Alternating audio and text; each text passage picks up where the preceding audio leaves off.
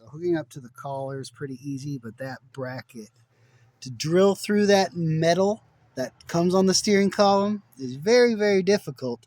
So as you can see, I just used a piece of sheet metal with some extra help from some self-drilling screws. And with that, I was able to connect the cable. Of course, a bunch of cars are going to go by. Connect the cable to that bracket. Oh man, I wish I'd made this before all this wire was in the way. So you can see that bracket down. Damn it. No, you can't. Okay, so there's the bracket. You can see how I modified it. I got a couple bolts in it all around. Some screws, some self-drilling screws. That steering column is metal. No drill bit at Harbor Freight is going to get through that metal. It's harder than Wolverine's claws, so you're better off modifying the bracket, something like that.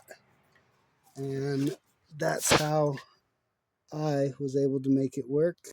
All right, so down here at the transmission, you can see I have that pretty much set to the end of the thread as much as I can go because I want my shifting to be tight, and it goes in the upper hole of the shift arm. And it goes, make sure you put it in that upper hole of the new shift arm if you're using a stock or original steering column. I'm using the one that came with the car, so mine went in there. This is the shift cable. You'll probably have to disassemble it more than once, so get used to that. That little nut's basically just a stopper. It's not really doing anything besides that. All right, and the little rubber pieces just come right off. Easy peasy.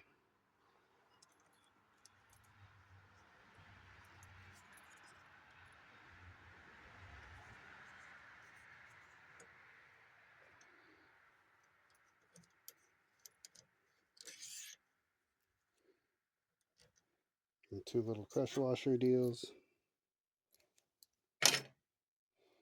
And then there's our cable. So now I'm going to feed that in with one of those washers.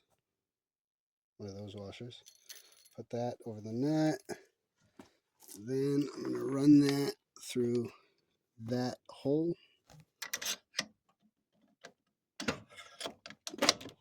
Okay, so now that that's on, get the other washer and nut on. All right, now the little rubber pieces. Now that the rubber pieces are back on, get those two pieces on. Little nut first, then the gold brass piece. All right, so now the rubber pieces are back on, that nut, and then that piece is on. That was a two-handed job, so you don't get to see me thread it on.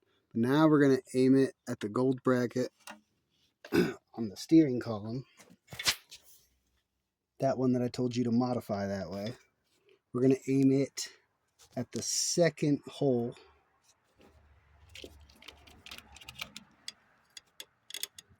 If it'll cooperate. I'll get back to you on that.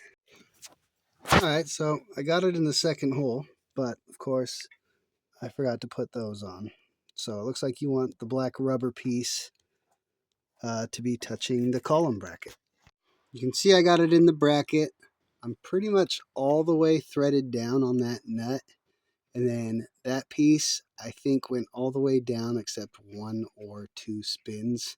And then it lined up perfectly with that second hole. Now, be careful if you're going in a different hole, because when you shift and this column bracket picks up, it can actually bend the cable around the column, and then you'll end up with a little bit damaged of the cable. That's what happened to mine, but luckily I caught it before it damaged it too bad. And now you can see I have the nut on, the little rubber pieces in between the bracket, and it is in that second from the bottom hole. Now just make sure you tighten this back up and then see how it shifts. 1, 2, 3, 4, 5, 6. With the 700 R4, that's how many I should have. 1, 2, 3, 4, 5, 6. Okay. I had to come back and adjust it a little bit more. I made it so there's a little bit less threads on the top, more on the bottom. That seemed to give me a tighter shift because I was only getting 5 instead of 6. Now I'm getting 6. Also, pay attention to this bracket because sometimes it can kind of move on you. See that? I'm going to have to tighten that up. That's causing issues. So do that, and it seems like it works better if you leave that just a little bit loose. That way it has room to swivel. This piece, not the shift cable, this piece.